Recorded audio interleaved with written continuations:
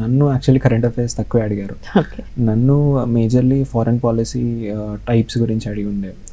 నన్ను I was from Warangal, from the area called Subedari. So why is it called Subedari, ఎందుకు పిలుస్తారు చరిత్ర ఏంటని. అండ్ నేను మా కాలేజ్లో ఎడిటర్ని of a news letter.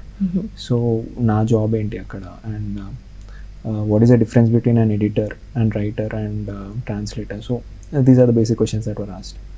And ivi kaakunda a basic like how is Warangal industry and how is Telangana industry. So itlanti questions ekkuva.